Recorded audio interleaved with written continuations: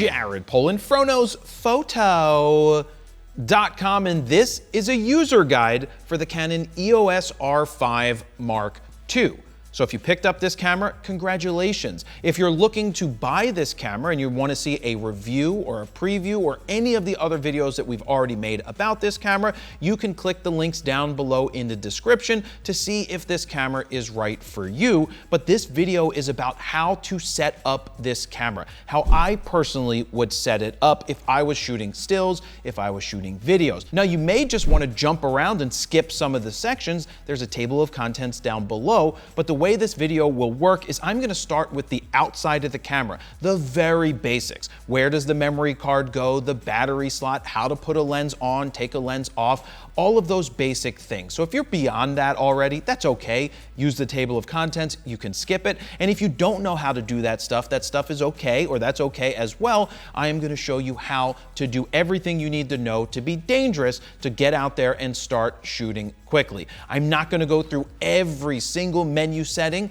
I'm going to go through what I think is the most important. And don't forget, you still have a user manual that you can go back to and read, but this is going to be much better for you. So buckle in, get ready to do this video because it's going to be long, but it's going to be informative and good to help you get out into the world and start using your R5 Mark II. So let's kick this off with the outside of the camera. We're going to start with showing you how to put a lens on and take the lens off and then move on from there. So when you get your camera, the lens will not be on it. Or if you bought it as body only, you're going to need to pick up a lens or a bunch of lenses that are Canon RF mount lenses or older EF lenses with the EF to RF adapter. Those are all things that you can pick up from Canon directly or some other camera stores. I recommend going to allenscamera.com. They are linked down below. They're the mom and pop store that I've been shopping at for longer than I can remember. So let's show you how to put a lens on.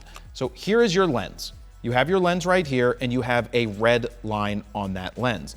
On the camera body itself, you have a red line as well. Now, normally I would quickly put the lens on after switching because I don't want to leave it open and exposed. Now, when you first get this camera, it's going to default to have the shutter down when you turn it off. That is to protect the sensor. But remember, you cannot touch this shutter. It will break. And if you break this, your camera's not going to work and you're going to have to send it back. Underneath the shutter is the image sensor. This is sort of protecting it, but it's not really protecting it. So just make sure you don't touch this or get it wet or have it rained on or get dust in here. It's always a good practice to get into turning the camera off before you take your lens off, so all power to the sensor is turned off. But it is really easy to put the lens on. Line up this red dot right here, the red line, with the red line right here. We go like this. They are now lined up. In this case, I'm going to turn it away, and I hear the click. You hear the click, you know that it is attached. To take it off, we've got a release button right here. You're going to press the release button, hold it in, turn the lens to you, it comes off, and now you're ready to put something else on. So one more time, red line, boom, and you're all set and ready to go. I know it's scary when you first get your camera and you're trying to change lenses. You might think you might break something. Just be careful. You'll get used to it. Practice, put a lens on, take a lens off, do whatever you need to do. But another recommendation is when you're out and about, if it's windy or raining, try not to be in the rain, but tilt the camera down like this, turn the lens to you, boom. You can look, line, find that line, go like that, and you're putting it back on and you're good to go. Now let's jump to the bottom of the camera where we have the battery. So let's open the battery door. This battery is gonna come in the box. This is a LP-E6P Canon battery. This is the battery that you want to use with your R5 Mark II. You can use the older, the LP-E6H battery, and then there is an LP-E6, but remember that Canon recommends that you use this brand new P battery for unlocking the most potential out of your camera, especially when it comes to video features. So just remember that if you have the older batteries, you might be limiting some of the video features that you can do. So only buy authentic, name brand, straight from Canon batteries. Buy from reputable places. You've got Allen's Camera, you got B&H, you've got Adorama. I would be more careful when you buy on Amazon because there's a lot of counterfeit batteries on Amazon. So try to buy from the reputable dealers because that is where you will get the authentic product. I am not a fan of using third-party batteries because they're usually not as good, regardless what someone tells you that they're made in the same factory. They're exactly the same. They're not. I've seen it with my own eyes where the batteries just die out of nowhere and you're like, wait, I thought I had 60% left. So try to stick with just the battery straight from Canon. So to put it into the camera, you've got a little notch right here. It only can go in one way. You go like that, click it in, shut the door. That's it. That's how you install the battery. Next up, we're gonna move over here to the side of the camera. This is where your memory cards go. Just press here, boom, the door flips open. We have two cards in here. We have what's called a CF Express B card. This is a pro-grade digital card that we use. This is CF Express B. It's much more expensive than the SD cards, but because this is a 45 megapixel camera that can shoot at 30 frames per second, and if you're shooting RAW, you're gonna want super fast cards that you can get. And the CF Express B is a great speedy card when you're shooting photos and shooting video. If you do cheap out, this is not the place to do it. You don't want to cheap out and get some no-name card brand. The reputable ones, you've got ProGrade, you've got SanDisk, you've got Lexar. There are a bunch of other ones out there, but we use ProGrade Digital, but those other two that I mentioned are going to be good if that's what you run into and you end up purchasing. So to put this into the camera, it can only go one way. You pop it in, press it in, this lever pops out because this is what pops it out, and there you go. Then that is your CF Express B card. You also have an SD card slot. You just press and release, and then you have your SD card that can pop out as well. So remember, if you do get SD cards and you're not going to use dual cards, that it might take longer to write to the SD card to clear the buffer, and you might be waiting longer or run out of space if you're shooting a lot of photos, that you have to wait till the buffer clears to then start shooting again. That's why I personally have been shooting with the CF Express B cards exclusively, because I need it for the speed. So you're done with the cards, pop the door closed like that, clip it into place, and you're all set and ready to go with your cards installed. Now let's move to the top of the camera where we have our on and off switch. If you are coming from an R5, you will know that the on and off switch used to be on the left-hand side. It now has been moved. It's now on the right-hand side. You've got on, lock, and off. To turn it on, you just click it all the way over. It's simple. To turn it off, you turn it off just like that.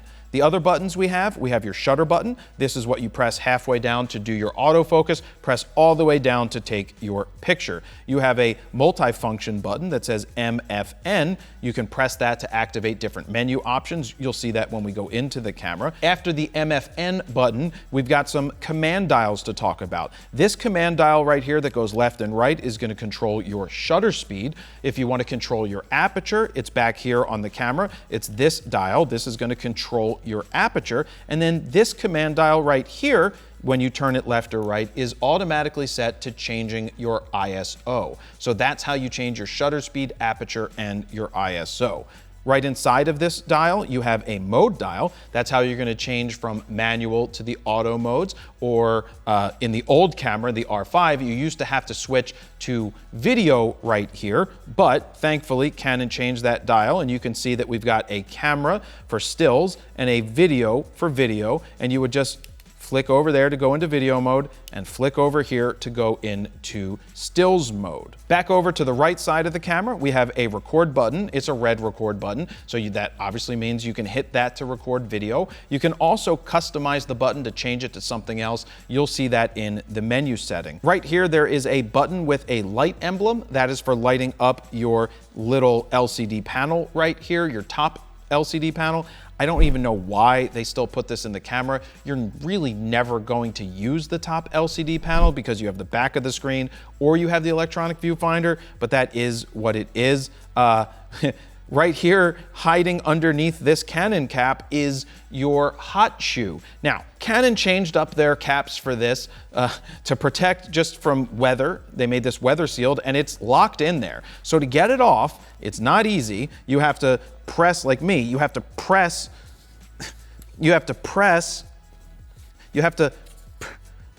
press and push at the same time and fail. This is how hard, this isn't, oh, I did it. Here, I can slide it off and it's not going back on again. I'm not doing this. Look, if you're not using the hot shoe, you put this on. The reason they have this is because there's a digital this is a digital hot shoe. There are contacts in here and you don't want to short out your hot shoe. And that's why they made this cover. They did a terrible job. They really need a click in and a click off to unlock. This is not easy to get on and get off. And I don't care how many times you do it, it's still not easy. So anyway, this is your hot shoe. This is where a flash is gonna go, or if you're gonna put a microphone, you can put it right there. Coming over here to this left-hand side, the only switch we have, we already talked about, so that's it on the side. But you also have your microphone or a speaker. That's one or the other. I believe this is your speaker and there are microphones on the front of the camera. Now, moving around to the back of the camera, you're gonna notice quite a lot of stuff going on. This is your electronic viewfinder. This is your little TV screen. This is where you see the images and where you see the video or whatever preview it is that you're about to shoot. That is right here. Now, if you wear glasses or your eyes just aren't great and you want to change the diopter because it looks blurry when you get it out of the box, well, it's real simple. There is a switch right here on the side and you just literally rotate it up or you rotate it down while you're looking through the camera. It's either going to be sharp or not sharp, so you know if the diopter is set right for you.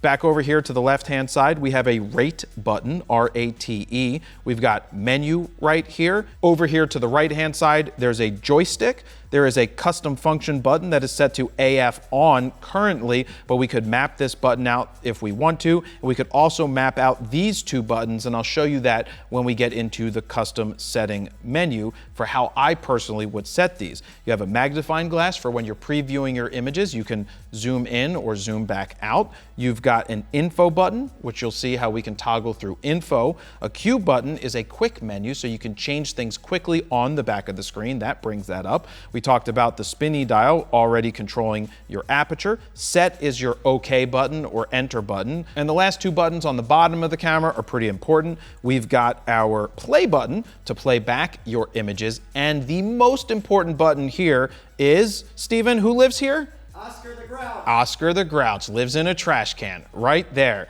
Who's a grouch? Me. That's who. But anyway, that's your trash can button. And that is almost the back of the camera because I really need to tell you about this. This is your flip out and rotatable LCD screen. That's right, it flips out, it rotates, and that is how you use it. If you need to shoot something up high or down low, you can rotate this like this, rotate it like that, and hold it down low. I do need to tell you there is a proper way to hold a camera, and the proper way to hold the camera is just like this. You tuck your elbows in, you put your hand under the lens, never over like this because you look like an amateur and it's not as stable. Underneath, tuck the elbows, put the viewfinder up to your left or right eye, depending on which eye that you use, and this is how you properly hold a camera. I know that a lot of people are graduating from using cell phones and not used to a viewfinder. This is not how you shoot pictures. This right here is not how you shoot pictures. It's not stable, it doesn't look good, you can't get your lines as straight. I'm a big proponent of looking through the camera. The only time I'm fine with you not looking through the camera is if you need to shoot up high like this or down low like this, then you use the flip out screen on the back. But that is how you hold a camera, just like this. So now I just want to show you something on the screen. I'm going to turn it on right here. This is a touch screen. So let me go to the Q menu. You can see that I can touch and control everything right here. It's a touch screen, just like your cell phone. You can pinch and zoom on certain things. You can swipe through images, but just know that you have the functionality of touching the screen when you need to. While we're here, let's talk about the proximity sensor. When you put your eye up to the viewfinder, you can see that the screen turns off. You remove your eye from it, the LCD screen turns back on. If you ever find yourself in a situation where you're not looking through the viewfinder, but the LCD screen isn't coming on, you're like, what is going on here? You either have some lint or maybe some water, a water droplet got onto the sensor, which makes it think that it's up to your eye. I've had that happen in the past. It happens infrequently, but just know if something is blocking it, it will change from one to the other. All right, let's move to the bottom of the camera. Not much going on here. We know what lives here. We've got our battery. We've got our tripod socket. So if you're going to be on a tripod, this is where your plate would go. This is where you would screw it in. And you might notice this right here. This is an air vent. There is no fan in this camera, but there are two air vents, one on the bottom and one right here on the side. The air vents are to help dissipate heat if you're shooting a lot of video. It helps circulate the air through, and it's still rated for weather. Just remember, you don't want to get caught in the rain shooting, or if you do, you at least have something to protect your camera.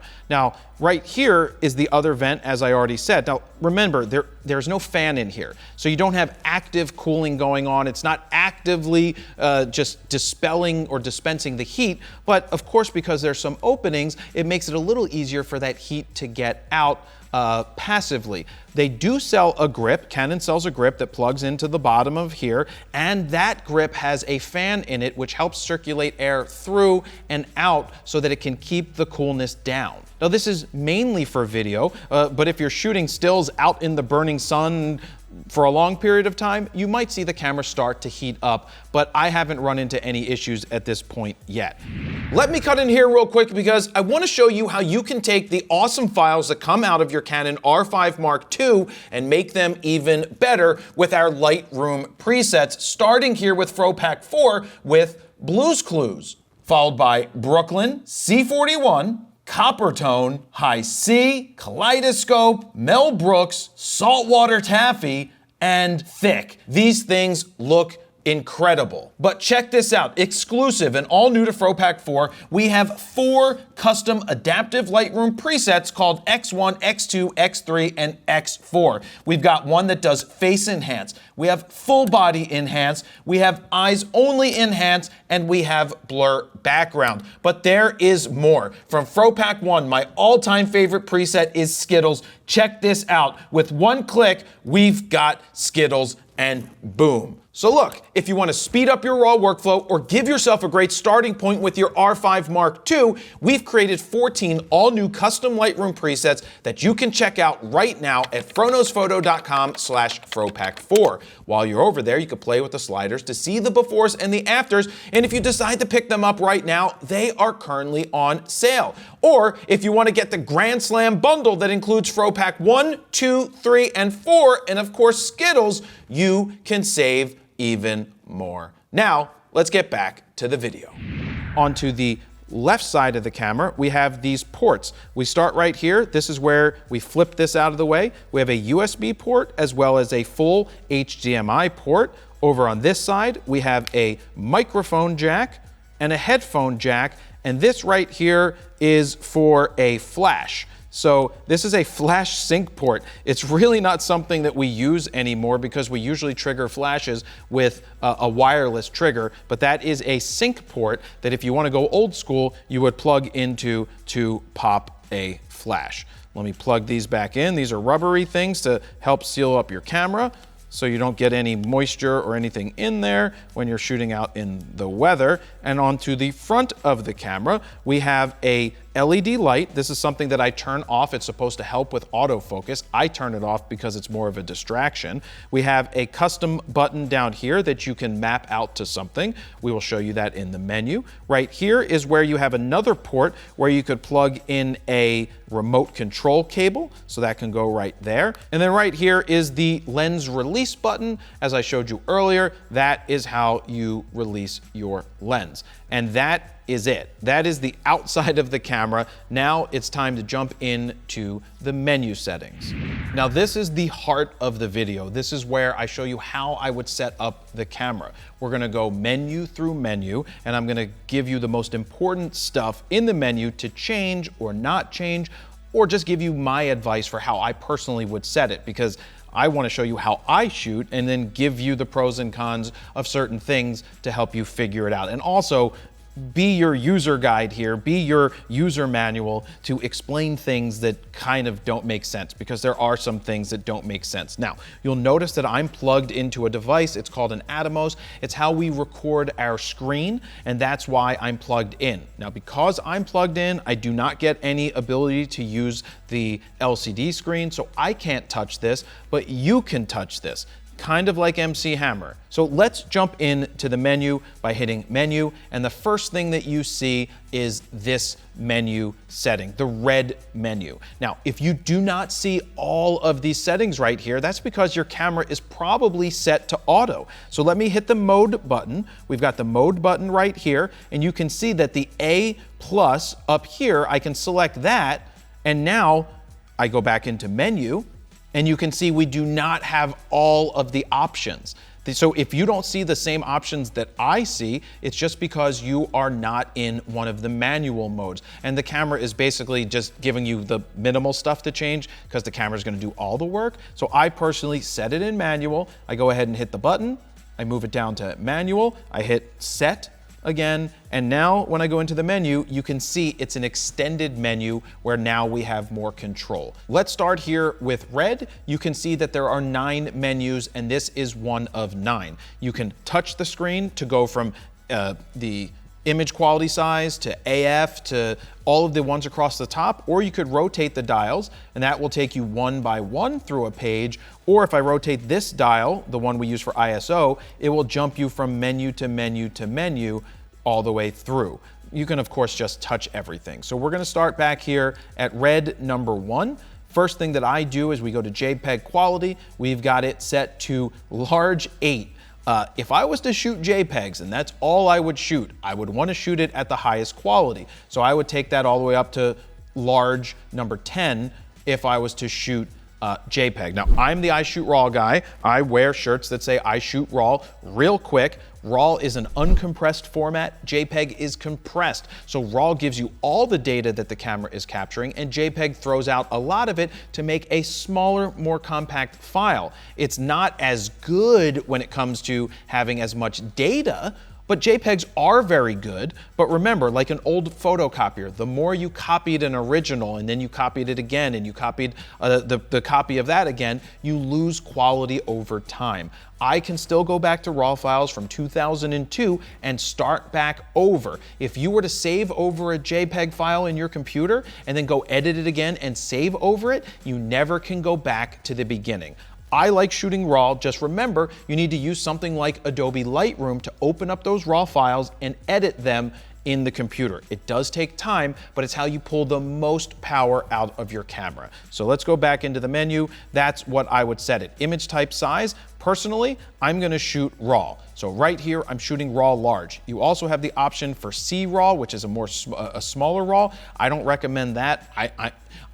You can always dumb down, you can never dumb back up. Remember that. So I go into RAW and I actually turn off JPEG altogether. Personally, if you're not comfortable with that, then shoot RAW plus JPEG until you figure out what you want to do. But I love having my RAW files. I go ahead and I hit set, and now that takes us out here. Crop aspect ratio, I leave it on full. I do not crop, this is a DX crop mode, which would take you in 1.6 times and only use a smaller portion of the sensor. 1.1 is square, 4.3 is old TV. I don't know who shoots photos that way. 16:9 is what the movies do.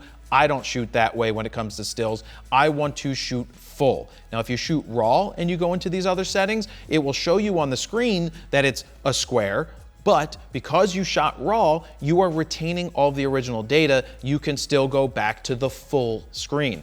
If you are shooting JPEG, it's gonna be forever 1 by 1 in a square. You're losing all of that extra data. So just leave it on full is my recommendation. Moving over, we have our exposure compensation. I don't change this at all. We've got our ISO speed settings as we go down the list. Let's click on there. Currently, it's set to auto ISO. For those just starting out, auto ISO might be a good place for you, and you could set your ISO speed range to say, well, I don't want it to go below 100, and I don't want it to go any higher than 51,200. when you are setting it. But then auto range can do 100 to 12,800. You can go in here and change it. You will just click on it and then just dial it whichever way that you want it to go. Personally, I don't shoot in the auto mode, so I go in here and I change the ISO myself to whatever I want. 100 ISO is less sensitive, and when you go up to 12,800 and beyond, that is more sensitive to light. So lower light situations is where you bump up the ISO. Now back into the menu we go. As we go down, we've got minimum shutter speed. I leave that on auto right now, so we're gonna get back out to the next thing. We've got anti-flicker shooting. There's two different modes in here. Currently, it is disabled for anti-flicker shooting. Now, if you're shooting with a mechanical shutter that this camera has, anti-flicker will come in handy when you're shooting in one of those gyms or you're shooting a TV or where LCD or LED lights are. But basically what the camera is doing is it's shooting when it doesn't see the flicker happening and waiting. It's all in the background. So that's something that you would enable, and the camera would literally say flicker detected and would allow you to switch into that if you think you need to be there.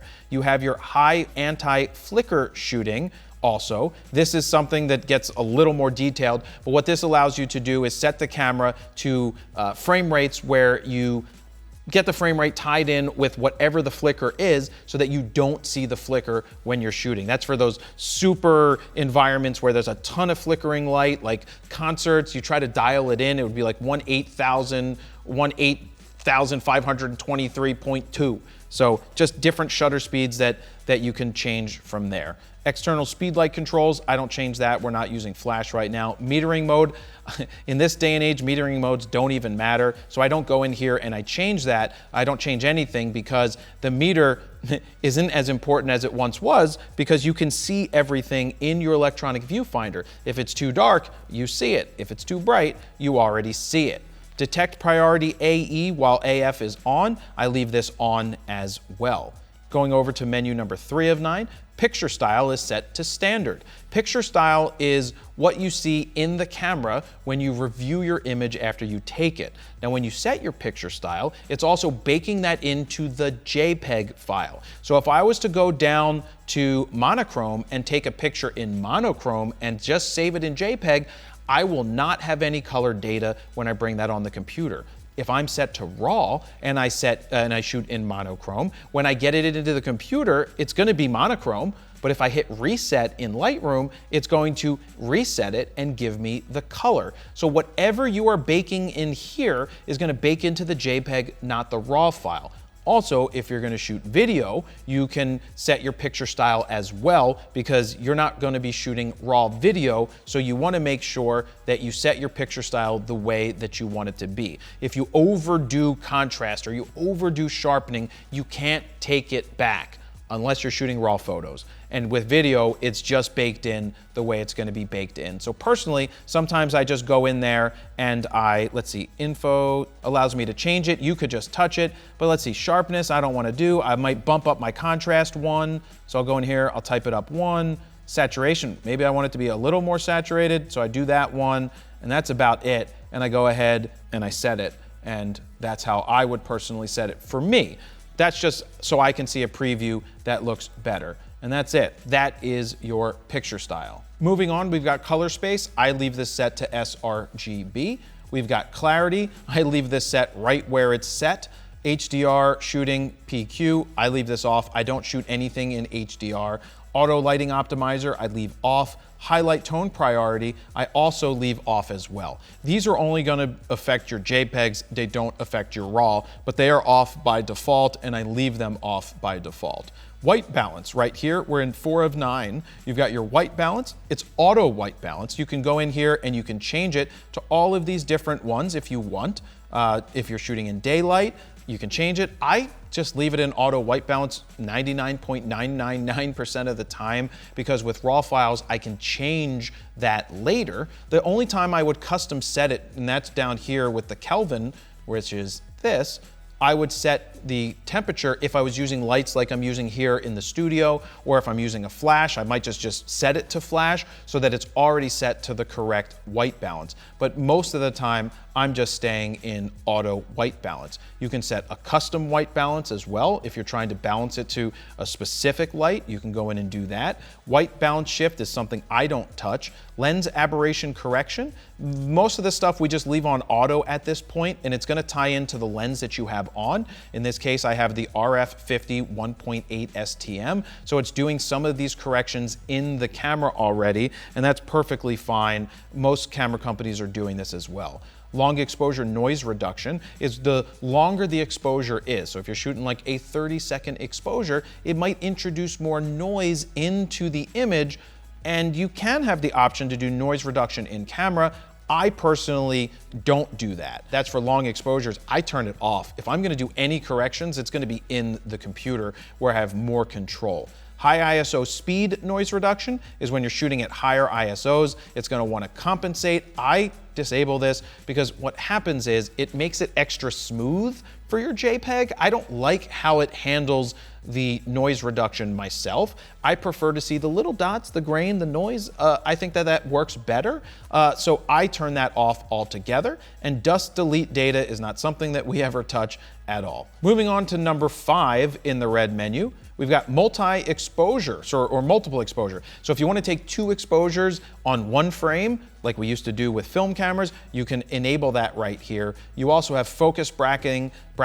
I don't use focus bracketing, but if you're going to shoot macro and you say you're shooting a bug and you want it to focus on the front of the bug all the way to the back of the bug and take pictures because you want to stack it and make it look awesome, it's kind of cool because you can set it to take a ton of pictures, but what it's doing is you tell it where to start the focus and where it's going to end. And it will take a picture, move, take a picture, move, take a picture, move, take a picture, move, all the way through the focus range. And then you need to stack those up in a computer to put them together to get the final stacked image. 6 of 9, nice. We've got drive mode. You've got your H+, you've got your H, you've got the one without, you've got a 10-second timer, a 2-second timer, and a continuous shooting timer, which you could say set it to 10 seconds and say you want 10 pictures. So you'll take it, set it to 10, press the button, it will count to 10 seconds, take a picture, then it will take 10 pictures after. 2-second timer, and then your custom self timer, which allows you to say,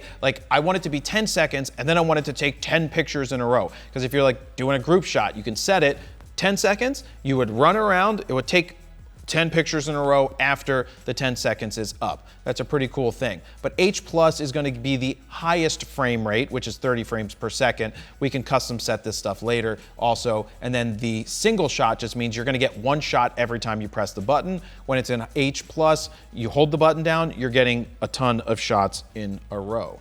Let me jump in here and say, would you like me to send you a free guide to capturing motion in low light situations? Well, if you said yes, just look for this orange box over on FroKnowsPhoto.com, put your name, email address in it, hit send it. I'm going to send you that guide for free. Next up, we have pre-continuous shooting, and I'm not sure why it's grayed out. Now, grayed out means that I can't select it, but if I hit OK here, it's saying restricted by the following settings or conditions. Drive mode. So drive mode was right up above, and there's our answer. It's not going to do pre-shooting if we're in a timer mode. So I'm going to go to high-speed continuous, and now pre-continuous shooting is now possible to enable. Let's explain this. This is one of the greatest features in the history of cameras called pre-capture or pre-continuous shooting. I call it pre-capture.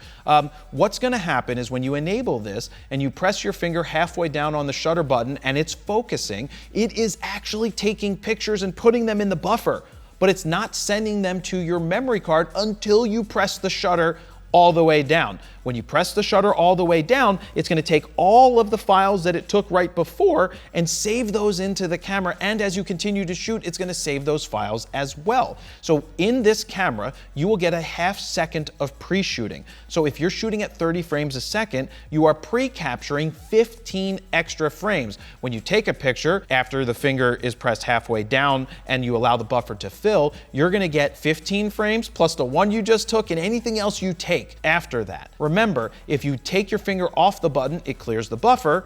and you have to rebuffer, but pre-shooting is so powerful if you're shooting, say, action sports or something where you're not sure where everything's gonna happen and you may be late to react to someone swinging or catching a ball, and as long as you were focused and buffering, you press that shutter, it goes back and puts those into the memory. Now, if you're shooting portraits, if you're shooting landscapes, you probably want to disable this, but for what I do, that's a setting that I absolutely love, but right now we'll keep it disabled. We've got interval timer. If you want to take time-lapse type photos where you say, I wanted to take a picture every second for the next 10 hours, you could tell it to do that, and that's right here built into the camera. It used to be something that we had to pay a lot extra for to get a remote that actually did that. Bulb timer is currently disabled. We're not even going to talk about that. We've got silent shutter function is currently off. So we are shooting where we're making noise when we take a picture. When I take a picture, you're going to hear a fake shutter noise going, and if we want to go into full silent, we would just go ahead here and turn it on full silent. Now you will not hear the shutter sound. I generally shoot in full silent all the time. The time where you wouldn't shoot that, where you want someone to actually hear you're taking pictures, is if you're doing portraits and you want someone to know when you're taking the picture. Next up, we've got shutter mode. We can't change it, and here's why we can't change it right now, because I am set to silent shutter function, which they should really change this to allow you if you want to go to a mechanical shutter, it should override and turn silent back off. But in order to change it, you're gonna go ahead and turn silent off. You can come back in here, you've got mechanical, electronic first curtain, and you have full electronic shutter. So these are the different modes that you could use. If you're doing landscapes and you're not shooting super fast and you don't have to worry about noise, you can shoot with the mechanical shutter. You will just go in there and you end up with, I believe, 12 frames a second max, which is still pretty good when you're taking pictures. Electronic first curtain, I don't really use that at all. I just stick to electronic at this point, but for that the other type of shooting that I mentioned for landscapes is where you would go back into mechanical. Or where you have some really bad flickering light and you can't match it at all, if you go back into the mechanical shutter, it's going to be a little better for that situation. And finally, in number 6 of 9, nice, we've got release shutter without card. Why would I want to do that? Why would I want to take pictures without a card in the camera? Because if I accidentally forget to put a card in the camera, I don't want to take pictures. So I go ahead and I turn that off. Continuing on, we're up to 7 of 9. IS image stabilization mode. So in here, we want IS mode on, and for still photos, IS is always on. Now, if you don't know what image stabilization is, there's image stabilizing in the body. The sensor itself, every movement you make is counteracted by the image stabilization system, and so that helps stabilize your movement. So if you're moving, it's going to counteract that. Or if you're on a boat or a bus and you're shaking a little bit, it's going to counteract any of that movement. So I like to have IS mode on, and lenses also have IS in them. So when you have a IS lens connected to this body, you're going to get roughly 8 to 8.5 stops of image stabilization. If depending on the lens, that means you could shoot at slower shutter speeds and hand hold and not worry about blur from shake. But if you try to shoot a subject that's moving fast across the screen at a super slow shutter speed, it's not going to keep them still. It's not going to freeze them. They're going to blur. They'll be nice and stable when they blur, but it won't freeze them. So if you go to a slower shutter speed, it's really meant for shooting inanimate objects. Back out to the menu, we've got customized quick controls. So the Q menu that we talked about, you can edit the features and functions that show up there. So we hit edit layout, it's going to bring up the different options. We can turn off check marks so that they don't show up. We can add something else to it, so that would be pretty good, but I'm not going to go into full detail here. I don't really change this myself because there's not a lot that I need to do in the quick menu, but this is where you would go to make those changes. Metering time is set to 8 seconds. That is perfectly fine. That's how long the meter is going to stay on in your camera to meter the setting that you're in. You could make it slower or faster altogether, but if you leave your meter set to, say, 30 minutes, just remember the meter's not going to stop and your camera's not going to maybe go into power save or sleep mode. You're going to end up chewing up more battery. We've got 8 of 9. we've got image review. So let's click on image review. What this means is when you take a picture, the image shows up on your LCD screen. So you know how someone takes a picture and they look at it and it shows right up? That is what it's set here to do for 2 seconds. It will show up on the screen, but by default, it's off, disabled in Viewfinder. So if you're taking a bunch of pictures, you don't want the image to pop up and block your view of what you're shooting, because you don't need to see every picture you're taking. You can check after the action is done or when you're done. So it's disabled there. I personally turn review off. I know Steven, who's behind me, he likes to leave that on, so if he just takes his eye off, it automatically pops up. I personally turn that off. That's a personal preference thing. Next up, we've got high-speed display is grayed out, and the reason is, let's see, restricted by the following settings or conditions: drive mode or shutter mode. So the camera will dumb itself down, or if you get out of those modes, it will go back to where it was set, but I can't make those changes from here. Next up, we've got blackout free display is currently set to off. This kind of makes no sense. I don't really understand this mode, because even when I turn it on, it still looks blackout free to me, so I just leave this exactly how it's set. Display simulation is set to exposure simulation. This is very important. This is what you're seeing when you change your exposure. Let me show you how this works.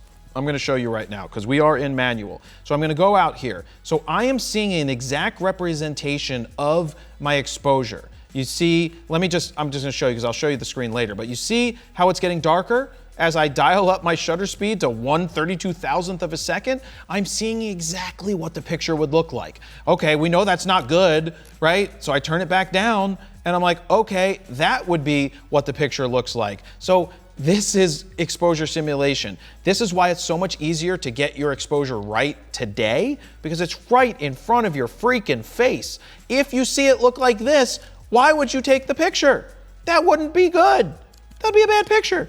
So you get the point of what I'm saying right here. I'm gonna put this lens cap back on, and that's how I explain that. So that's why we leave that on. OVF simulation view assist is currently off, and HDR-C C-Log assist, I don't even touch this as well.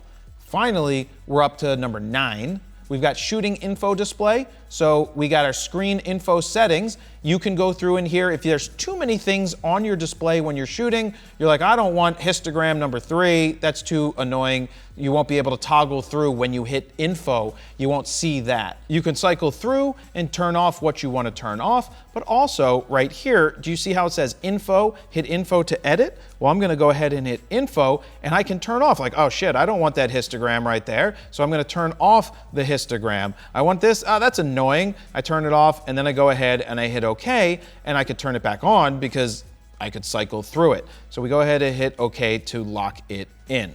Next up is Viewfinder Info Toggle Settings. We jump in here, same thing as above. You can go in and change these when you toggle this, when you're looking through the viewfinder. The last one was when you're looking at the LCD screen. So it's the same exact thing. You can make custom changes there. Viewfinder vertical info display is on. That's when I go vertical when I'm taking pictures. The info display shifts to vertical, which is amazing. You'll notice that. Grid display is currently off. You can set it up as a checkerboard, a 6x4, this annoying one that looks like you're in Star Wars, that you could release the torpedo missile. I did it. You know, that weird guy that, like, he gets blown up by the Death Star. Well, now you can go in and you can be like, this is what you use if you're in Star Wars and you're flying through the Death Star and you're like, releasing the torpedo that's going to blow up this amazingly big monstrosity of a space station simply just by shooting something in a hole. You think they would block the hole? You would just block the hole, wouldn't you? Anyway, I leave this off. Histogram display is set to brightness. There's, you could do it brightness or RGB. I personally don't use a histogram and do not feel like explaining it right now because it's too complicated. But basically, it's another way to look at exposure. If you see a spike in the middle, that's generally telling you that the exposure is right in the middle and that it's not too bright, it's not too dark. As it shifts one way or the other, it's showing you whether it's overexposed or underexposed.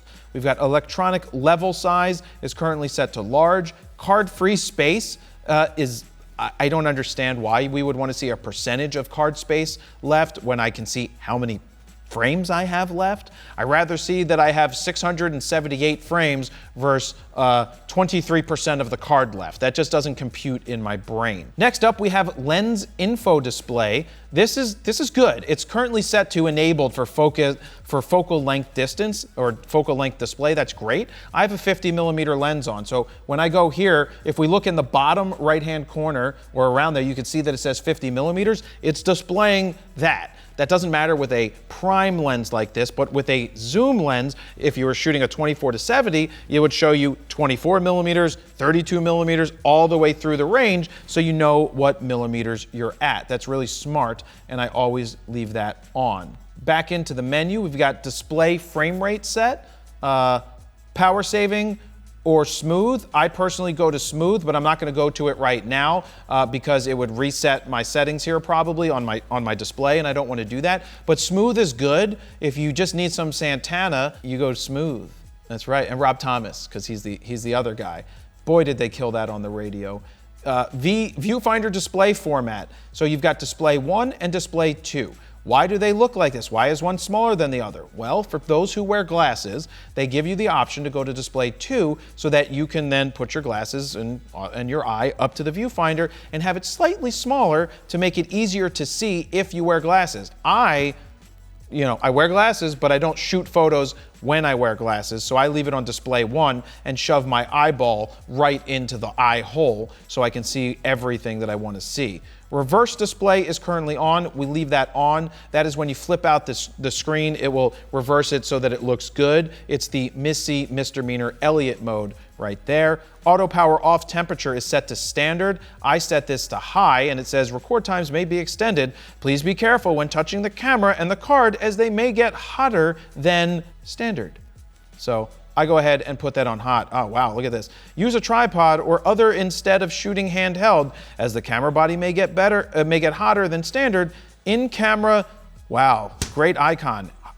That means hotness, don't touch, will be displayed when the body is hot. Also, the card may get hot, so remove carefully. All right, I get it. So I would hit OK there as well. That's high. So that just allows you to shoot longer. And yes, I kind of get that icon on my body sometimes when I get too hot. There's an icon that's like, don't touch this, do not touch this, do not touch Jared. Just don't do it.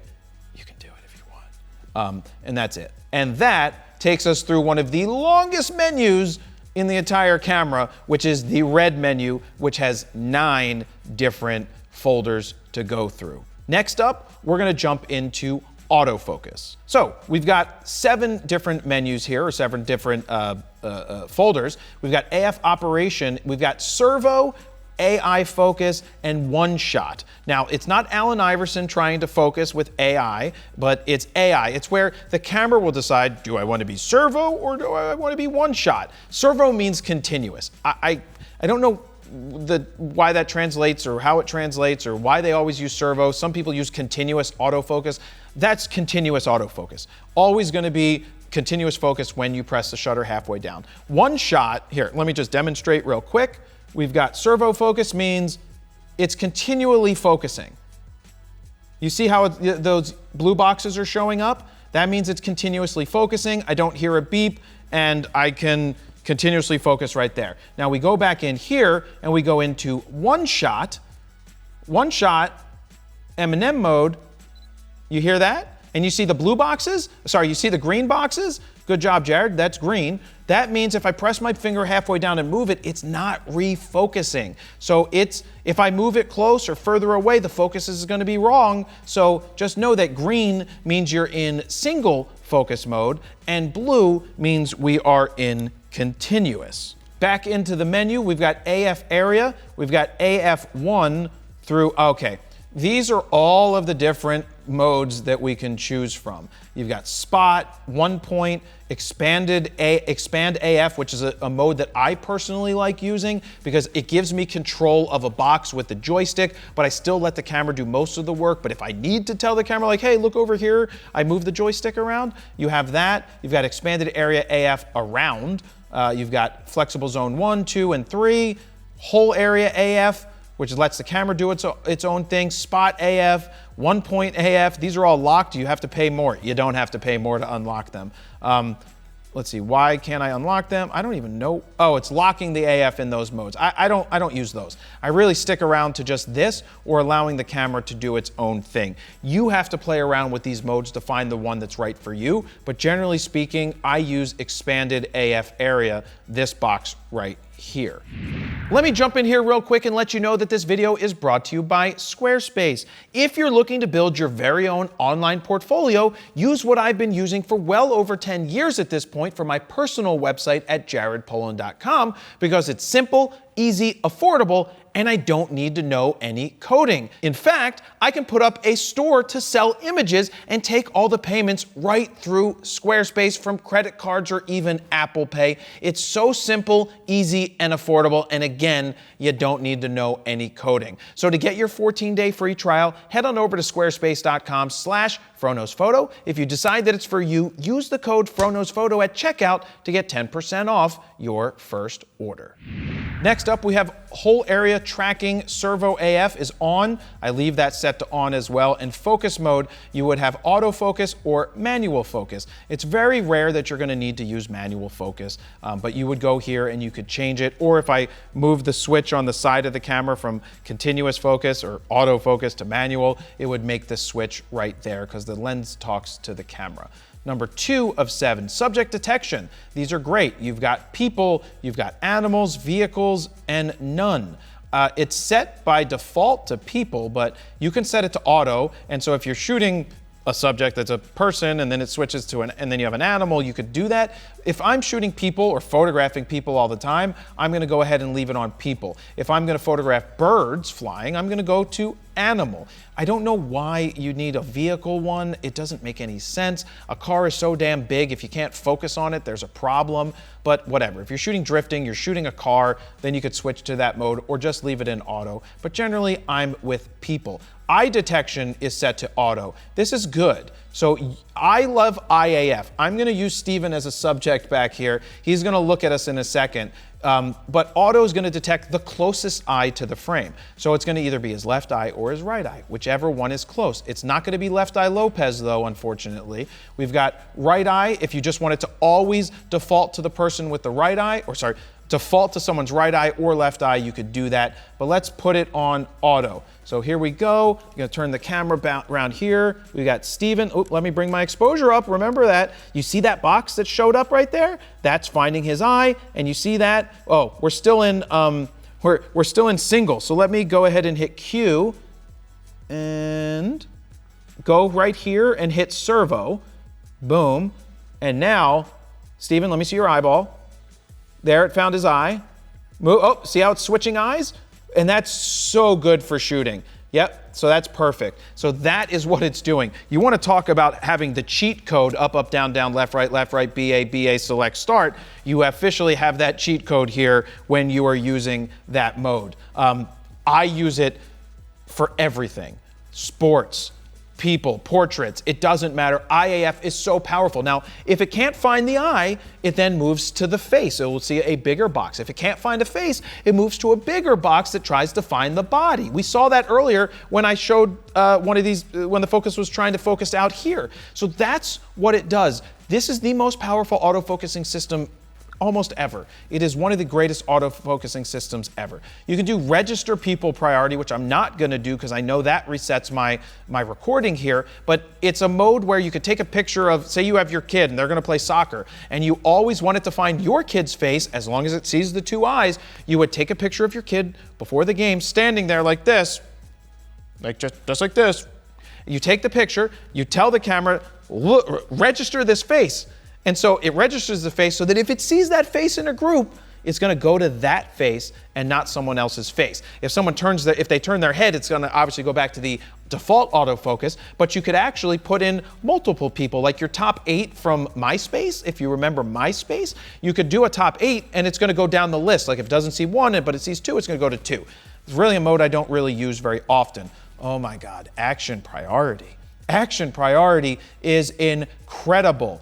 There are 3 options right now at the time of recording this. There might be more in the future with firmware updates, but you've got different sports you can do. You've got soccer, you've got basketball, and you've got volleyball. We have a video that shows you how amazing it is for basketball. We show it for you for soccer. What is happening here is that if you're shooting basketball, the action priority mode, you would go ahead and enable it. And what's happening is it's going to track the subject generally with the ball. And if they go to pass it, like you see on the screen right now, it's going to kick out and find the subject. It's going to track the trajectory. It's going to anticipate it.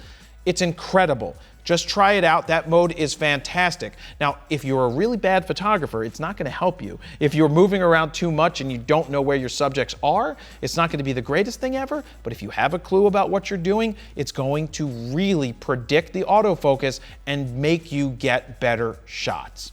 Continuing on, we've got different cases. We've got auto and manual. If you come from the older cameras or a more pro camera, you might be saying, where's case 1, 2, 3, 4, and auto? Well, they changed it. They just left you with auto and manual. You can go in here and hit the rate button, R-A-T-E, and you can change your tracking sensitivity to say, sensitivity to say, oh, I want it to be a little more sensitive or more responsive. You can have it be more locked on. You can then set it to that, and you can then come back to those settings whenever you need to do that. So you have all of the different modes that you can work with. I generally just leave it in auto at this point because it is that good. I don't even have to worry about it. That's how good it is. Next up, we have 4 of 7. We've got servo first image priority. This is a thing where if it's not in focus, it won't take a picture. This was more back in the olden days when it was harder to get autofocus. Nowadays, I just leave this set to default where it is. It's going to find exactly what it needs to find, and I don't feel like it's making me miss shots. One shot AF release priority, that is it's set to if it's on focus. So if it's not in focus, it's not going to take a picture if you're in that one shot mode where the green boxes are coming up. Preview AF is disabled. This used to be called continuous AF, which was a really bad name because what that meant is the camera is going to continuously try to focus even if you're not pressing the shutter halfway down. Finally, it's now called Preview AF. There is no reason this should ever be enabled. So leave this to disabled. If you find yourself if your camera is automatically focusing while you're just looking through it, not pressing a button, and you can't figure it out, it's here under pink or magenta 4 of 7 under Preview AF. Lens drive when AF is impossible, I leave on. AF assist beam firing, I disable. So I leave this disabled, and I don't use any of it. I don't want this LED assist on I don't want a LED assist on at all. I disable this. Now, if you're gonna use that attack mode from Star Wars, you kind of want your assist beam on to help you navigate through the tunnels of Endor or something. That's it. Number 5 of 7, limit AF areas. This just means if you're not going to use these last ones right here, you turn them off and you won't have to cycle through them and change anything, so you can turn those off. Orientation linked AF point, screen AF points, area points. This is fine. Same for both vertical and horizontal. It means when you go vertical, the AF point's going to stay where it is. When you go horizontal, it's going to stay where it is. You can still move it with a joystick. Subject or limit subject detection, same thing as before. If I don't ever want it to be off, because I always want it to track a subject, I would just turn that off right there. And then you would hit OK to lock it in. Left, right eye detection. We go in here, say you never want it to be off at all, same as before. You could just set that yourself. 6 of 7, manual MF peaking settings. This is manual focus peaking. You can do that with stills and video. I leave this off. Focus guide is currently off. I leave this off. And we've got lens electronic manual focus. If I turn the ring, it's gonna stay off. Wow, there are so many different options here. I don't use anything. Let's hit info for help because it says we could hit info for help. This function works when the lens focus ring is electronic. Not possible. Manual focus adjust is prohibited during AF. And you could read this yourself and decide if this works for you. I don't use any of these settings. I go ahead and leave it, let's see, on off by default, just like this. So if I'm using the electronic manual focus, it's just gonna be manual focus.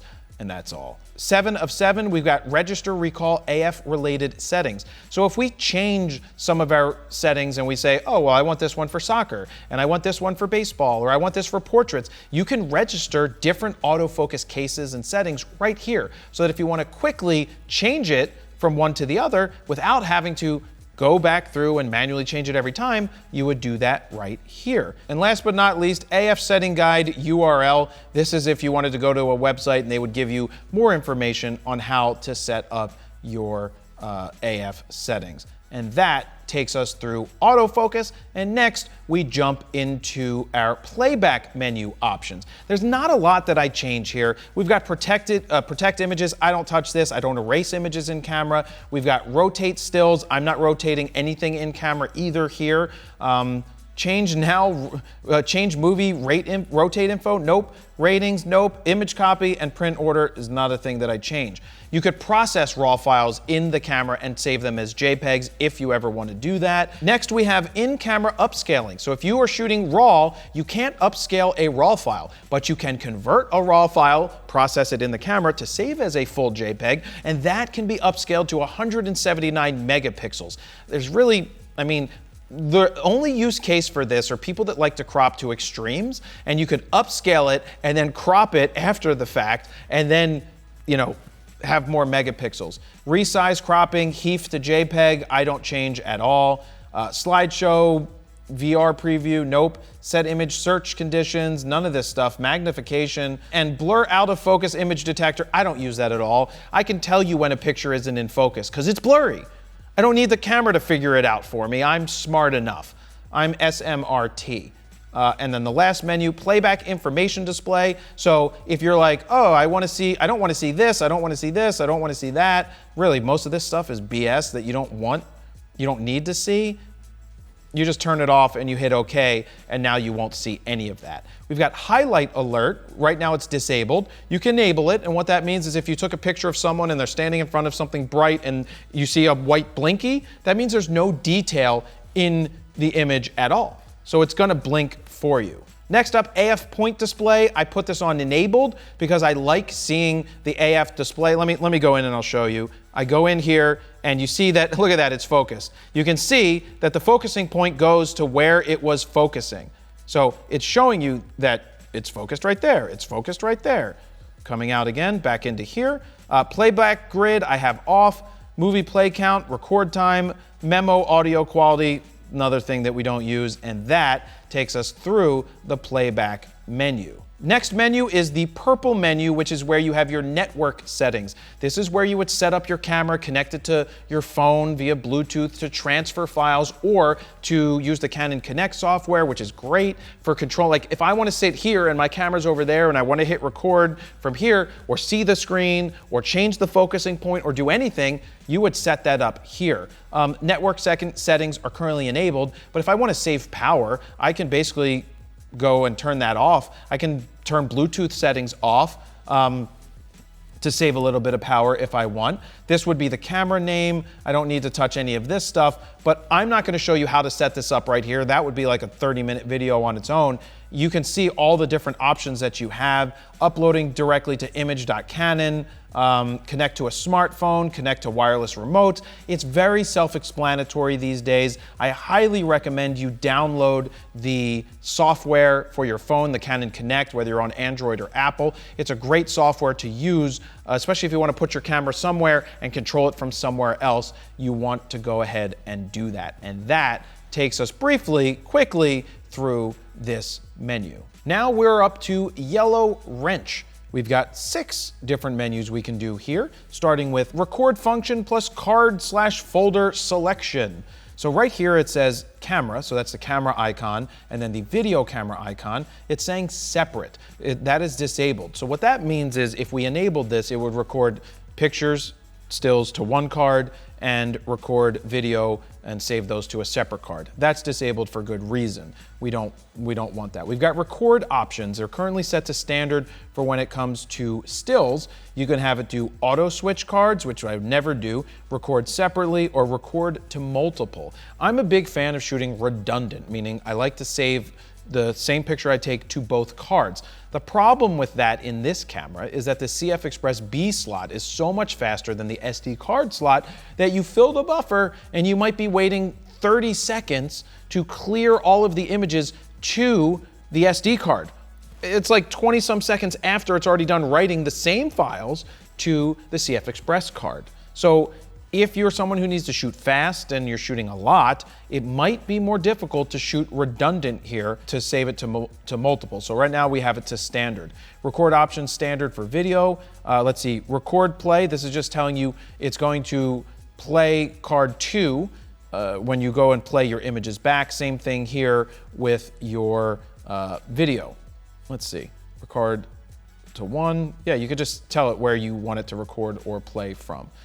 Folder, I don't change folder at all. Back out to the menu. We've got file numbering is always going to be continuous for stills because I don't want it to reset to like 12, right? I don't want to take 12 pictures and then have it come back and have it set to 0 again. I want it to be continuous. Same thing with clip numbers for video. We've got file naming is another thing that I don't change, but we've got stills. You can go in here and you can change this. Preset code 218A.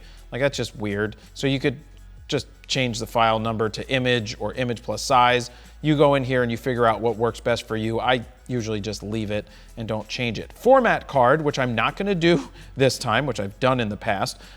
Right now, I've got 2 cards in here and it's showing that I've got 111 gigabytes used of 153 of the CF Express B card. You know that it's a CF Express card because up in the top right-hand corner, you see the number 1. That doesn't have a notch in the side of it to look like an SD card. That is a CF Express B card. What I would do here is if I wanted to format it and erase everything on the card, is I would hit OK and it would delete everything. It tells me that all data will be lost. 1 exclamation point. I would make 3 exclamation points, but I'm not Canon, so it does just 1. You always want to reformat when you get a new card. You always want to reformat when you start a new shoot as long as you've saved every file that's already on that card and backed it up. Save it to a computer and then back it up somewhere else, have it in multiple places. So do not reformat until you know that your stuff is saved. Auto rotate is actually an important menu here. Right now it's showing you on the camera and on the computer. So for example, I go into my pictures and I'm gonna show you there's a horizontal, there's a vertical. Do you see how the vertical is not taking up the whole screen and it's smaller? I don't like that. It rotated it here. I only want it to rotate on the computer, but I want it to see the full size. So auto rotate is on the computer, but not on the camera. So when we go back into the play menu, look at that. I now can turn the camera vertically to see the entire image. To me, that's better than the other way. So that's why I leave it like that. Let's see, add rotation info. You would want to enable this if you're going to shoot video vertically for, say, TikTok or Instagram or whatever it is that you want to do vertical. You would put that info on, so when you go into the computer, the camera will have left information inside the file saying, I was shot vertical or I was shot horizontal, and that's how it would come into the computer. Now we go to 2 of 6. We've got date and time. This is where you would go to set your date and time. It's self-explanatory. You go in there and do that. Language, set to English. You can change it to whatever English you want to. System frequency, I don't touch that. Help text size, there's not a lot of help text in here, but it could be smaller or larger. The beep is enabled if you're going to do the single shot when it's not servo, but single shot. You heard it beep earlier when the green boxes came up. You heard a beep. That is enabling that. You've got different volume. You have your audio monitor for if you're plugged into the headphone jack, where you could select that. Let's move on. I leave the screen brightness set exactly where it is by default. Viewfinder brightness I do set to auto as well. So if you're in a dark situation, it will make the brightness of it a little less. If you're in a bright situation, it might brighten it up a little bit, but you don't want to go in there and change it yourself and have it be like the most bright in the world so that you think your exposure is right, but then it's coming back many stops off. Don't do that. Let me jump in here and say, are you tired of your friends and family just giving you thumbs up and fire emojis when you post your images and you want some real deal feedback? I have two different options that I can be your mentor. Head on over to FroKnowsPhoto.com/mentorship. While you're over there, you'll see the two options. One is for a 15-minute recorded rapid fire critique, and the other is for a one-on-one live Zoom call with me that's 45 minutes, and I will give you real deal feedback and not just say fire emoji and thumbs up. So if you'd like to sign up for that, head on over to FroKnowsPhoto.com/mentorship. Now, let's get back to the video. Screen viewfinder color tone, I leave this set to 2 as well. Fine-tuned viewfinder color tone, I don't change it. Screen viewfinder display, auto 1 is perfect for me. UI magnification, that's if you don't see very well, you could have it magnify more, so it could enlarge everything. I don't see well, but I see good enough that I don't need that enabled. HDMI resolution for when we're plugged into a recorder is right now at 1080p. So when you're plugged in and going out into a TV, I don't change that at all either. Shutter at shutdown. So we mentioned this earlier that it's going to be closed or open. If you're in silent mode, it will never close because it knows that you're in silent mode and it will not close the shutter even if you have it set to be on closed. If you're in mechanical shutter mode and you have it set to be closed, you turn off the camera, you wait a second, click, you'll hear that shutter come down. But if you're in silent mode, that shutter is not coming down. You've got sensor cleaning mode. If you ever find that there's dust on the sensor, don't touch the sensor. MC Hammer wants you to know that you can't touch this.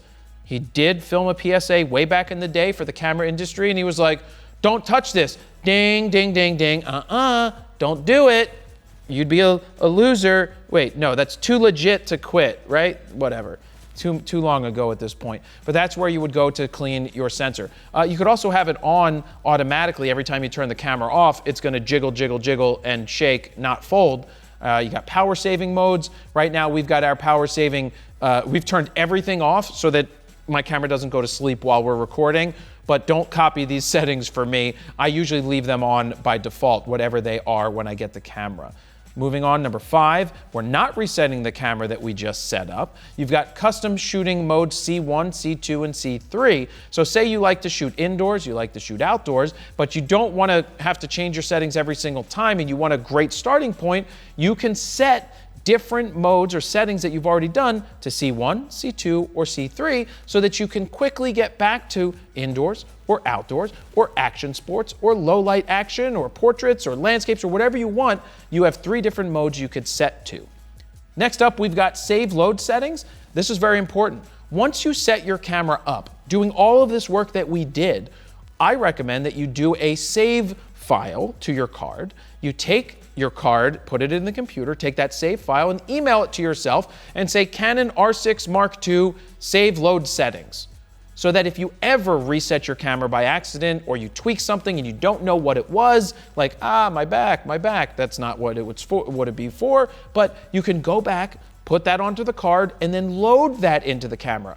Or a more use case that you might find is you have 2 of these cameras and you want to set up one, sync it to the other. You would put the card in one, save load, boom, load it into the other camera, and then you would have that. But always email it to yourself so that you have it. And the last menu here is battery info. So I'm going to click this. I'm at 65%. I've only taken 27 photos, and my recharge performance is all green. It should be that way for quite a while. I've only taken 27 pictures, and we're down a lot of battery because I'm not turning off the camera at all right now. We're using the menu, so that uses a bunch of power. We've got copyright information. I like to put in my author's name, Jared Polin, FroKnowsPhoto. Copyright details, Jared Polin, FroKnowsPhoto. You could put any information in there you want, and it's going to save into the metadata, so your JPEGs, your RAW files will have this information saved in them. Manuals and software URL, this is going to give you a QR code to launch the manual online. Certification logo display is only something for the FTC. Firmware, we are currently on firmware 1.0.1 at the time of recording this, which is a few months after this camera came out. If you need to load firmware or upgrade your firmware, update it, you would download it from Canon's website directly. You would put it onto the memory card. You come into this area, you would hit, it would detect that you have firmware on the card, and it would go ahead and make those updates. That is the end of the yellow wrench menu.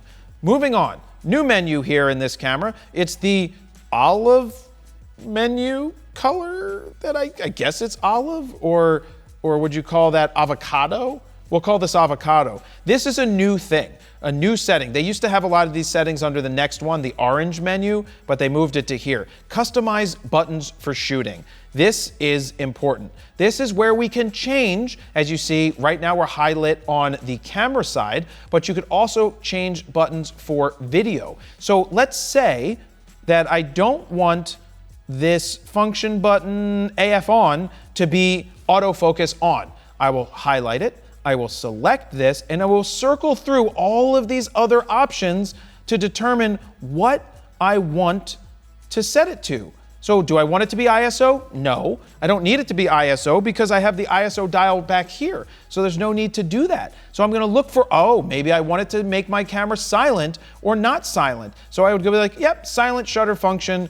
I can enable and disable it with one press of a button. But I usually use the AF on button for something that I'm gonna use more often. But let's say I wanna change this asterisk button. That is a button that I would set to turning AF on or off. Or being able to go from single shot to servo shot, right? Continuous autofocus to single. That's a good thing to do there. You could cycle through the different modes for whether you want to detect a human, an animal. I wouldn't put it there because I'm not changing that very often, but you could do that. There are so many different options that you could change through. Just look at this. So many different options that you can change, and you just have to go through and see which one is right for you. Power off, screen off, LCD panel, mode button. Yeah, I mean, look at that. That's not that. One button I will show you that I love to change. Let me see, I have to find it. Right here, the set center button. I like changing this to magnification. And I like this because what happens is if I'm not shooting a picture, and I want to just quickly get in there, it automatically zooms straight in to the image from wherever I am. So if I'm looking through the camera, I can hit the set button after taking a picture and it will zoom straight in, and then I can go ahead and hit the zoom button again and it will zoom straight out. So there you go. That's one of the changes that I personally make. But you can see how you can dial over to the video camera mode, and you can change the button specifically for video. I'm not going to go ahead and change any of that right now, but you can see that you have those options to do. There's so many custom buttons that you can change. Just go through here and find something that works for you, because what works for me may not work for you. Custom dials and control rings. Same thing. I don't change the shutter speed, aperture, ISO rings. I might deactivate this particular ring, the control ring, for exposure compensation. That's only while you're holding the metering button. But generally speaking, I kind of turn this off because I don't use this function at all. So I personally turn that off. And now that ring is going to do nothing for me, which is great because I don't want it to do anything. Direction to set, I leave this exactly where it is. Direction set for there, same thing. Leave this off. Touch shutter is disabled. That's if you wanted to touch the LCD screen, which I don't recommend you do when you're taking pictures, so I leave that disabled. Multi-function lock. So what this means is when you go to lock on the camera, instead of off or on, you go to lock, it's gonna lock these modes. And you can only use those modes. So this is what it is locking. All right, cancel that. That takes us through 1 of 4. Let's see, 2 of 4. We've got touch to drag AF settings, no longer necessary in these cameras. Back in the day, you used to be able to touch and drag your autofocusing points from the back of the screen. You kind of don't need it with how fast autofocus is and how fast the joystick is. So I don't do that. AF area selection control. That is done with the MFN button, the multi-function button, so you can see what happens when you press that. I don't change that setting either. Sensitivity, AF point selection, don't change that. Focus ring rotation, don't change that, and I don't change that either. Number 3, customize buttons for playback. Let me scroll down here because I realized something a little early on right here. The set button, I want it to magnify when I take a picture. So I showed you how to get in there to magnify it when we're taking a picture. Now, this is for playback. So I want to set this set button to also playback and magnify and reduce. So let me show you what's going to happen. I set this button here for playback. So now I'm going to go into the camera. I'm going to hit set, as we already set that magnifying glass earlier, and that sets us into 100%. But before, I had to either use the dial to zoom in back and forth, but I want to be able to hit the set button. Now it magnifies in, magnifies out.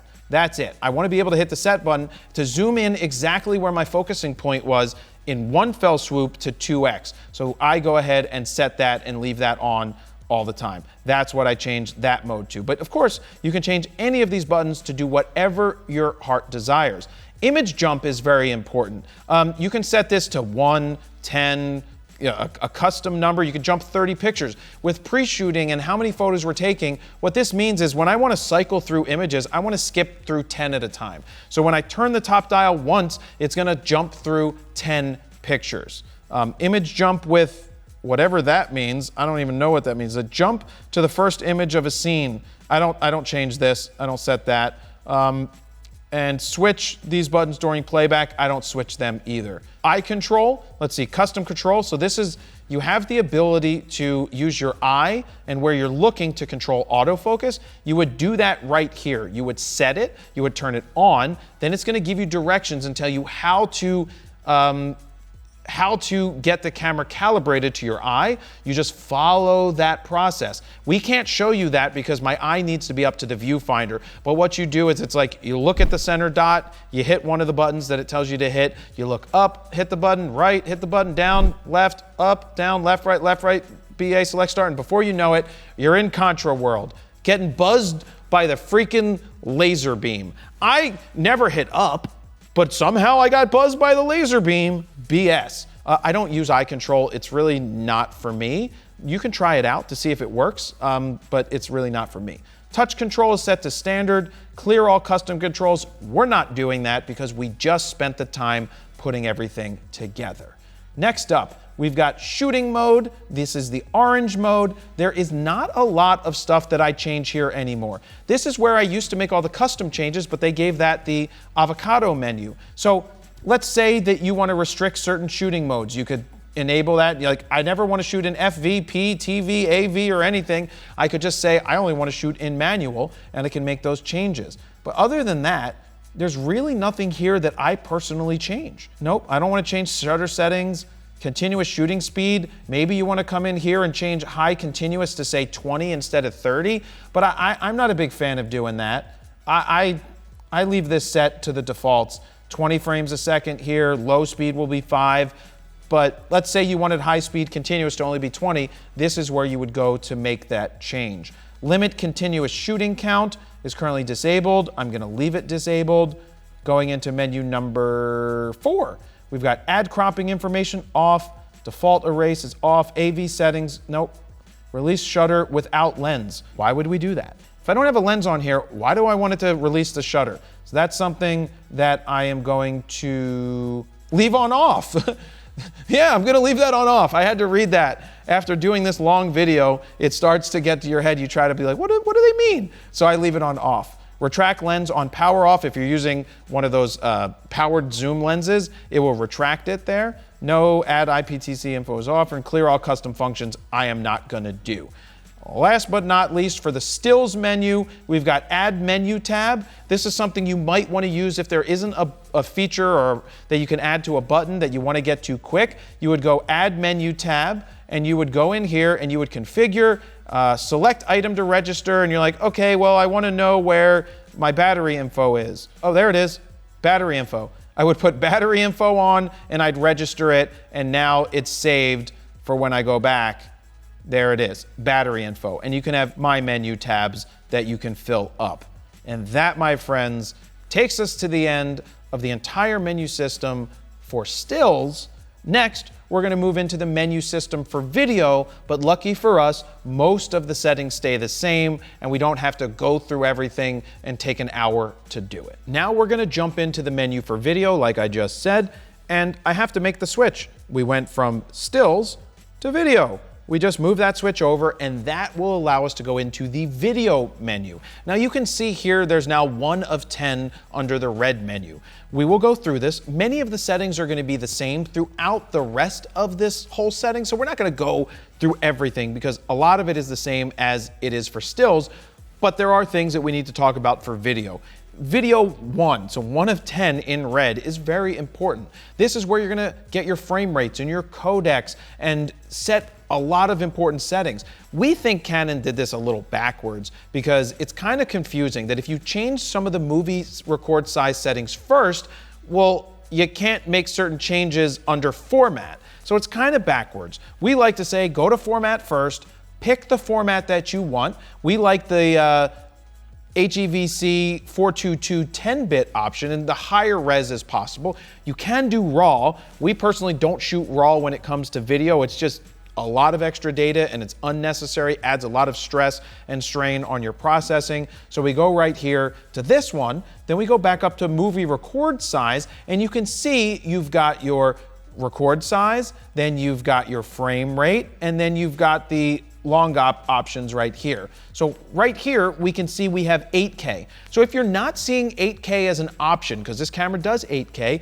that's because you need to change the settings that I just showed you in order to get the 10-bit 422, you need to change that to get the ability to shoot here. So you can go in and select your frame rate, select your movie record size for whatever you would like. We like to use the 4K U-Fine when it comes to shooting either 29:9:7 or 23:9:8, which is basically our 4K 24. But you're like, well, how do I get to the high frame rate mode of 120 frames per second?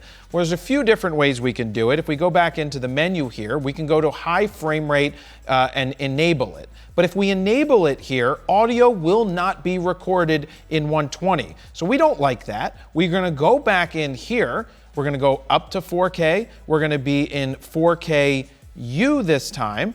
Go over to here, and now we have the ability for 120 frames per second and 60 frames per second options as well, all with audio. So it's all dependent upon what you're gonna be filming. You need to decide on that, but we just wanted to show you some of the settings there because we think that Canon got it all backwards. Now, I do want to say that we like shooting in the fine options. Fine is oversampled from 8K. You've got your 4K fine, you've got your 2K fine. We like setting those modes. You can see this can get confusing. So you might need to go in there, play around, see what options it allows you to do, see what options it doesn't allow you to do.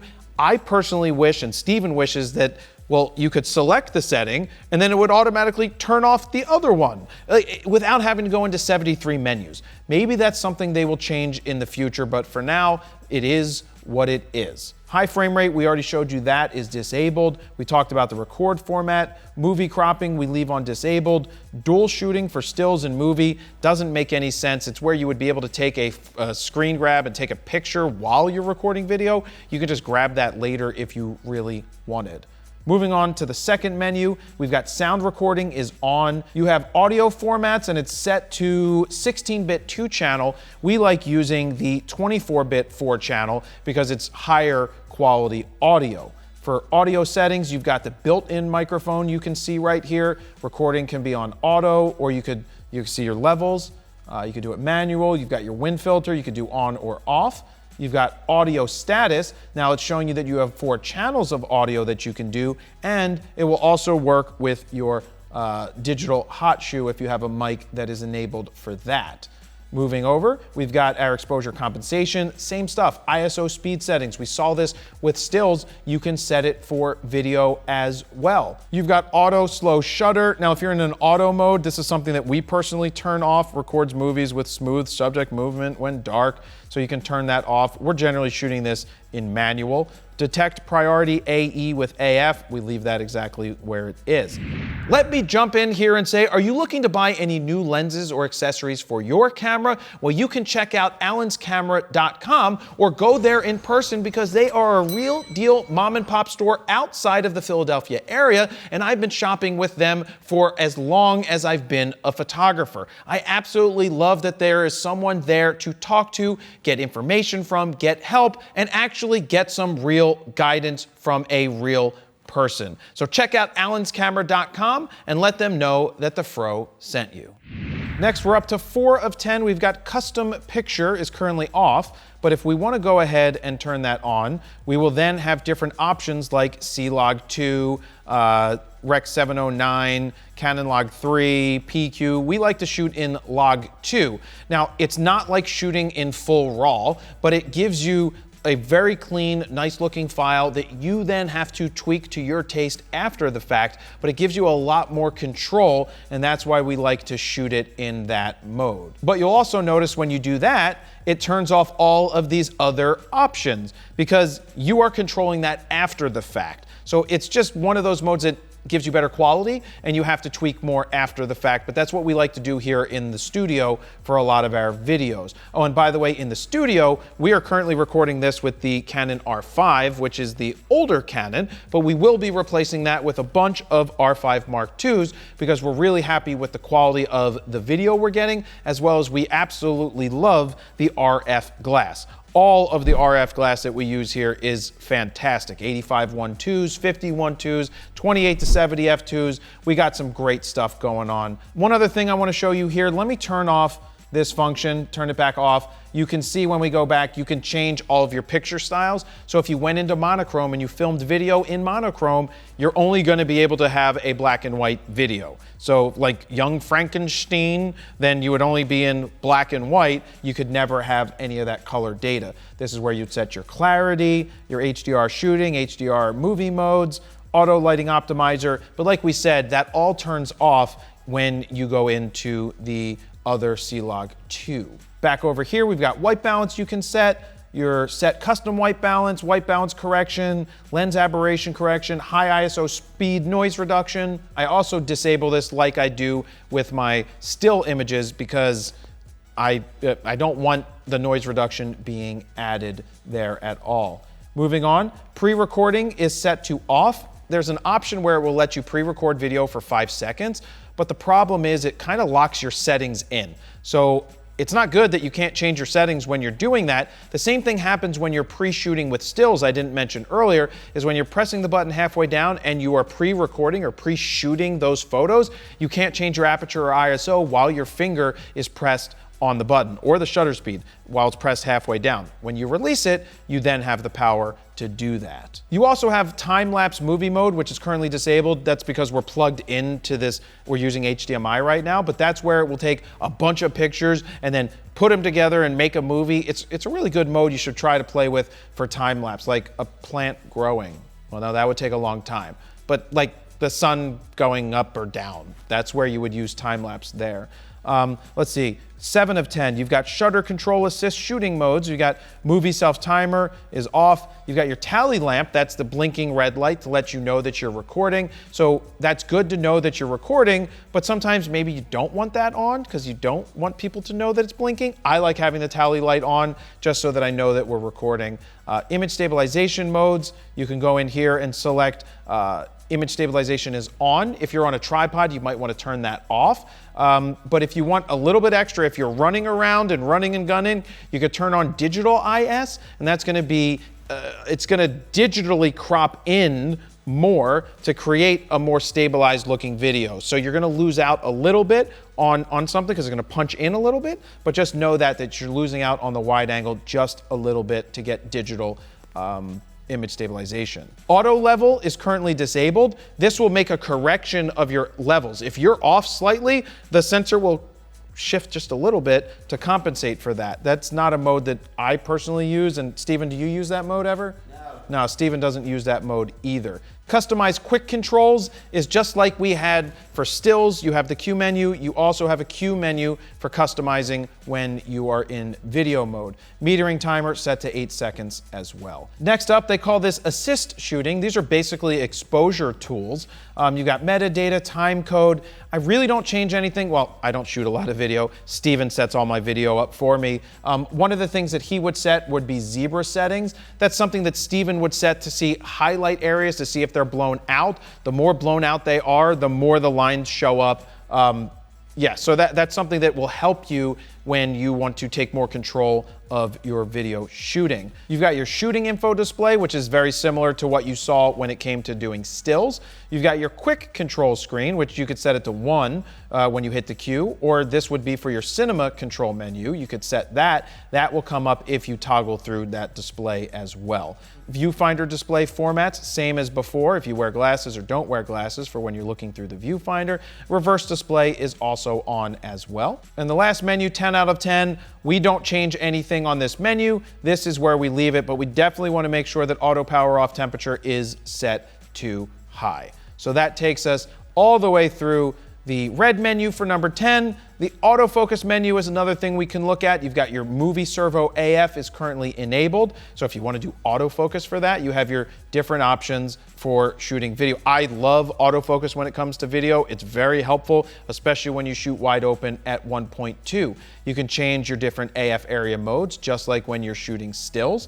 You can change focus mode to autofocus or manual. I don't know why you would go into manual unless you really need to lock something off and go in there and tweak it, but the autofocus is so good as well. Continuing on, there's nothing that we change here in this menu 2 of 5, but really what you need to be looking out for is servo AF character is what it says. That's 3.5. Movie servo AF speed, you can see that you could have it be fast or you could have it be slow. That's going to be how your racking is. Do you want it to be slower or do you want it to be faster? Do you want your AF tracking sensitivity to be locked onto a subject, or would you like it to be more responsive if another subject comes in to the frame? So that's where you would do those custom settings right there. And everything else is already what we set to in the stills menu. It transfers over to here. And I know you see a bunch of other menus up here, but they are all the same as it was when it came to stills, so we do not need to go in there in detail, and we went through everything we need to do for the menu for stills. So that's this section. We're gonna jump into the next section right now. Now let me show you what you're gonna see when you're in stills mode on the screen when you're looking through the camera.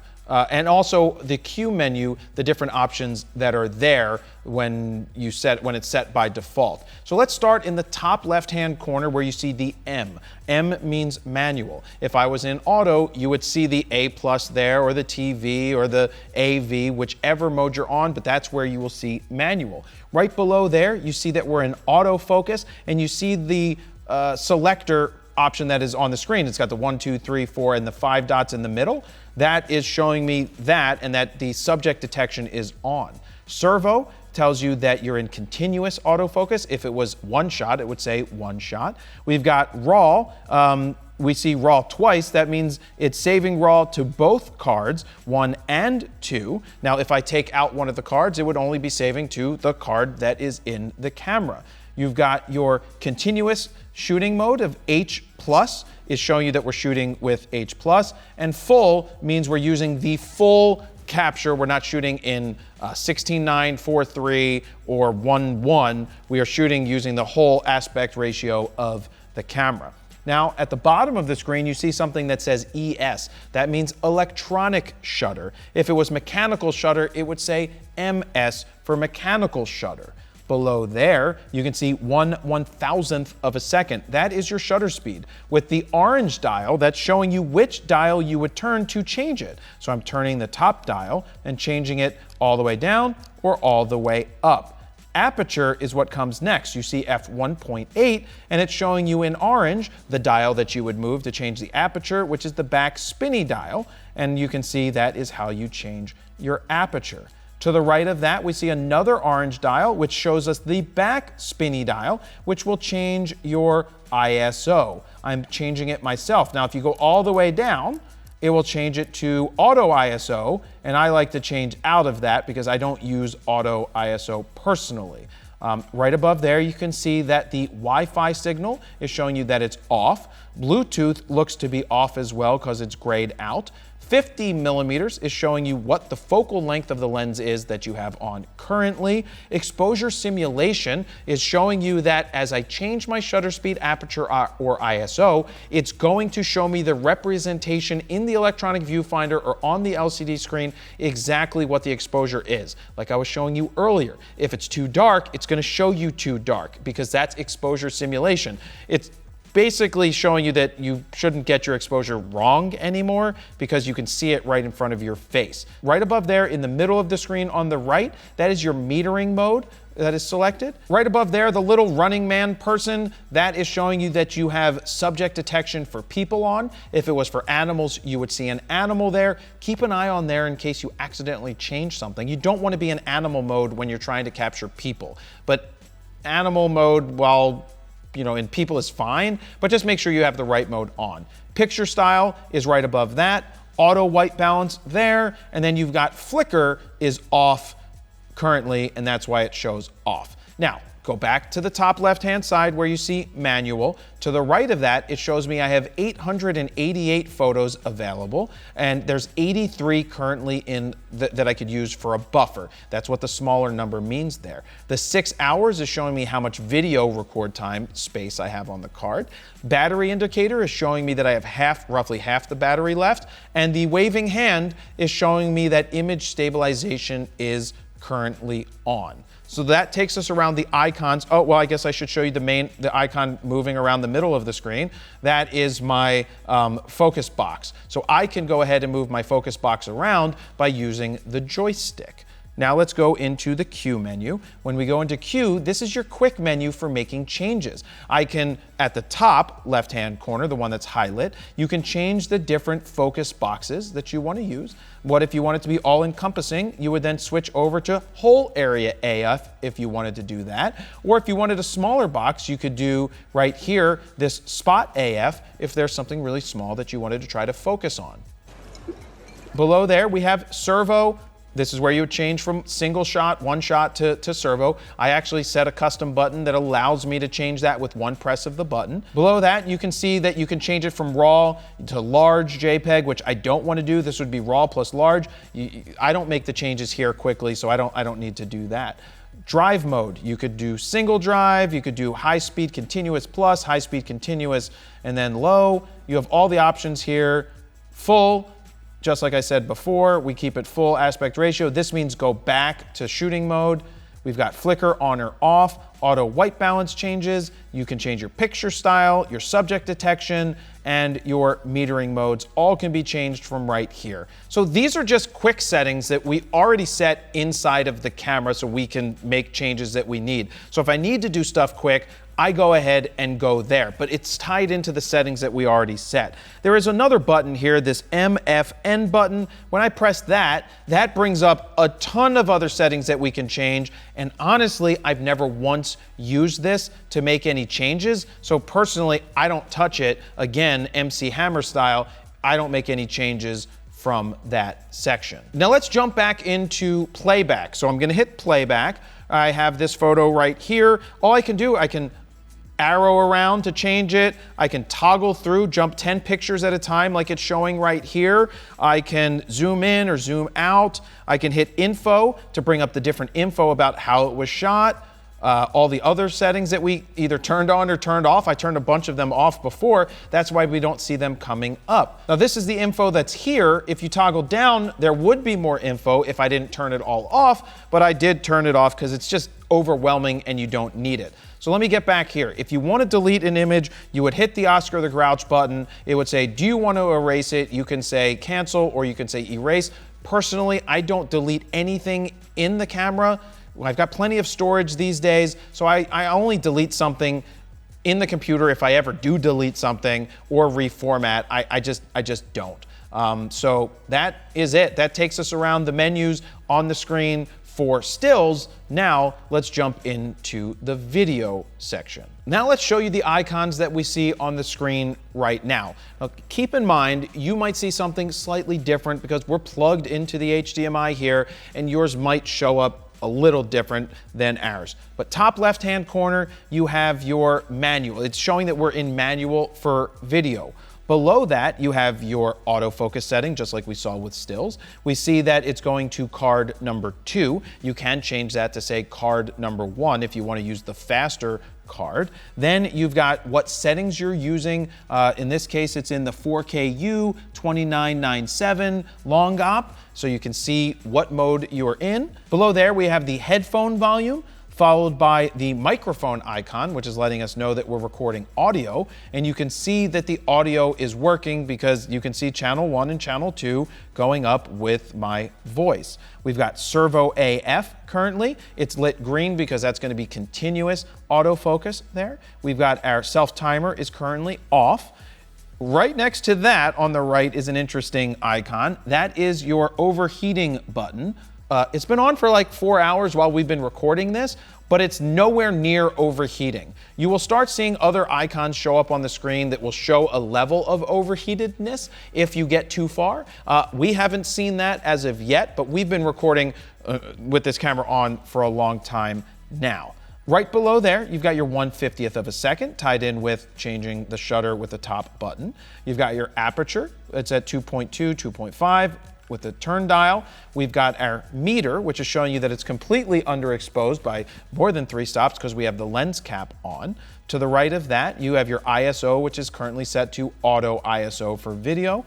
We've got the Wi-Fi is off, the Bluetooth is also off. We're seeing the 50 millimeters telling us what frame zoom we're at. So with the zoom lens, you would see that number change. Same thing as we had with stills. We are doing people. I like doing people, especially when it's for focus. So that's showing you that we're using people instead of animals or cars. I'm not a person that's into cars like that. You've got your picture style, which is going to be baked into your file. And we are in auto white balance. Now, top left hand again, back to where it says manual. To the right of that, we've got 3 hours, 59 minutes, and 31 seconds of record time currently to the card. We see that the battery is still halfway down, and the thing waving at us is letting us know that the image stabilization is currently on. Now, I do want to tell you something. If you see that your numbers are blinking 0 and red with your time remaining, that might mean that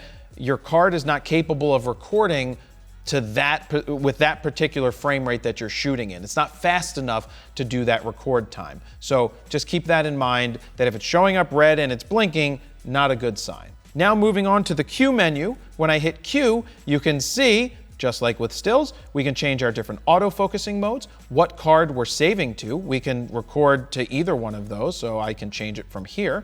You can go in and hit set up or hit the set button, which will allow you to change your frame rates. You can change your headset volume right here by moving left or right. We can do this, which sends us back out of the Q menu. We can turn on or off IS mode. You have your white balance you can change from here. You have your picture style, and you have your subject detection options as well. So I can just go on back, and that's going to take us right back to the screen that you see right here. That, my friends, is where we're going to end this user guide. I know it's long. If you got this far, hashtag I got this far down below in the comments. Let us know what you think about this. How helpful was it for you to see a video like this? And remember, this is a free video that we do for you guys to help you get better pictures and better results quicker. So if you want to support our presets, or you want to support using Squarespace or Alan's camera, that definitely helps us continue to make these free videos. And don't forget, we do have a podcast called FroKnowsPhoto Raw Talk. If you want to hear more from Steven and I with fun and informative information that tends to go off the rails on a podcast, you can check that out at froknowsphoto.com/podcast, or wherever you get your podcasts. Just search for FroKnowsPhoto Raw Talk. So that's where I'm going to leave it, guys. Thank you very much for watching. Jared Polin, FroKnowsPhoto.com. See ya.